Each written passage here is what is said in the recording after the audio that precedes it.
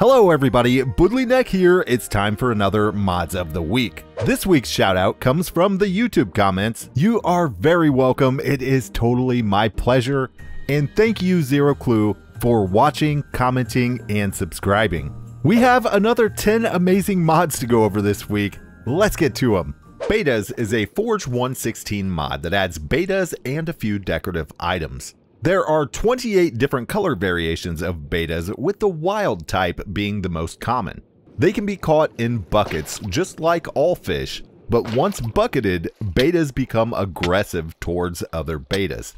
And when they come to their end, they drop a beta fish item that can be eaten. This mod also allows you to make dried leaves in a furnace that work kind of like snow layers. You can place them up to 3 high as decoration. You can also use these dried leaves to make black water bottles that you can use to heal damaged betas. The last item added by this mod are moss balls. They're an uncommon item you'll find in swamps that work like sea pickles.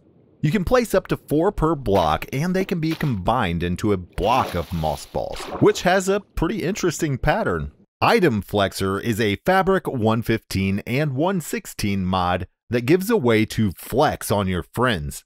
With this mod installed, you can use the /flex command to send a hoverable link in chat to the item in your hand. This way, anyone in chat can see the item, including the custom name and the enchantments. Most multiplayer games have a way of doing this built in. It's nice to see it in Minecraft.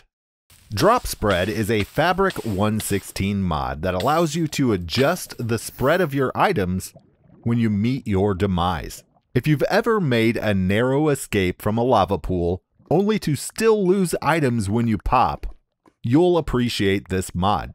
By default, with this mod installed, your items will spread 1/10 as far as they normally would, which is pretty much not at all.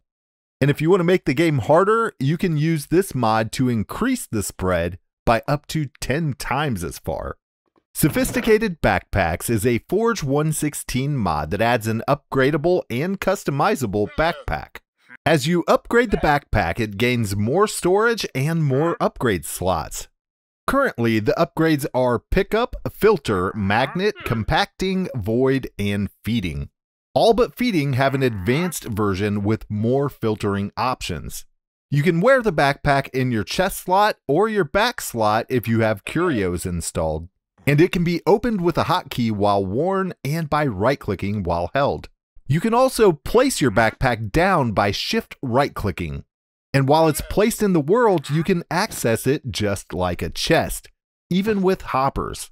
The filter upgrade can come in handy for emptying and filling your pack with hoppers. You can choose which items can be piped in and out. So you could tell it to take everything except your spare rockets and food, for example. And with the feeding upgrade, your backpack will feed you automatically whenever you're hungry. Last but not least, you can customize the color of your backpack and the color of the trim, which is a nice touch. Safe Gear on Death is a Fabric 116 mod that introduces a new middle-of-the-road area between keep inventory on and off. With this mod installed, when you die, you'll keep all of your equipped gear and everything in your hotbar. Everything in your normal inventory will be dropped though. I think this is a cool idea. It's not quite as harsh as normal for more casual players, but there is still a punishment for dying. HT's Tree Chop is a Forge 116 mod that introduces a new way to chop down trees. With this mod installed, each tree requires a certain amount of total chops to be harvested. The amount of chops is determined by the size of the tree. If you sneak while chopping, you'll chop logs the normal way. Chopping different blocks of the same tree will contribute to bringing it down. This allows players to work together to chop down trees faster. Once you've met the chop requirement, the entire tree will break into pieces, including the leaves. This works on mushrooms, fungi, and most modded trees also. Conjuring is a Fabric 116 mod that allows you to create and customize mob spawners through rituals and with charms. The goal of this mod is to get crazy fast and overpowered spawners, but it is very expensive and it takes a lot of time and effort to do it. To get started, you need to make yourself a Soulfire Forge, You'll be using this to craft most of the items in this mod. Next, craft up a bunch of soul alloy. Most recipes need this, and it does require netherite scraps, so this stuff isn't cheap. Now you're going to need a conjuring focus, a soul funnel, a conjuring scepter, and some soul sand. The conjuring focus requires some lesser conjuration essence, which you can find in loot chests and from breaking spawners. You could try the ritual of extraction at this point, but your chances of success are pretty low. To increase your chances, make 4 blackstone pedestals and place them around the funnel like this. You can shift right-click the funnel with an empty hand to see where they belong. Now link the pedestals to the funnel by sneak right-clicking with your scepter and place a drop from the mob type that you're extracting in them. If you do all of this in a soul sand valley, you're guaranteed the ritual will succeed. Now place a soul sand and your conjuring focus in the funnel and lure the mob you want to extract on top. Right click the funnel with your scepter and the ritual will extract the mob's soul into your focus. Now right click a conjurer using your scepter to place the focus inside and mobs will start to spawn. You can use charms to upgrade the conjurer, increasing its speed and rates.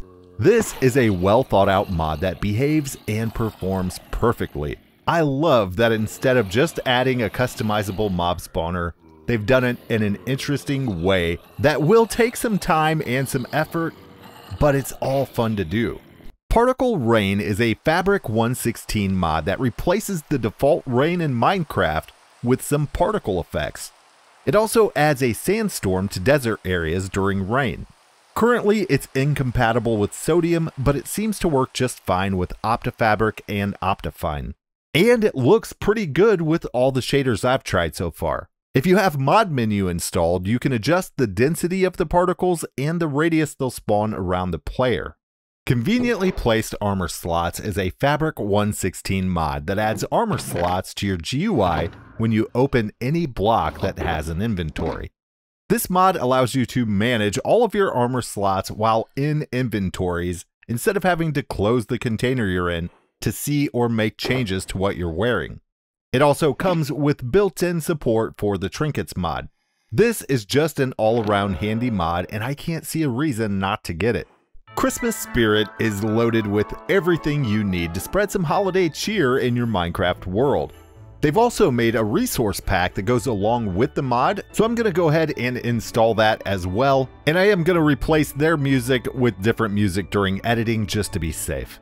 The first and most obvious change from this mod is all biomes except oceans will be covered in snow and ice. There's also a gift system that will give all players a gift every day when they log in.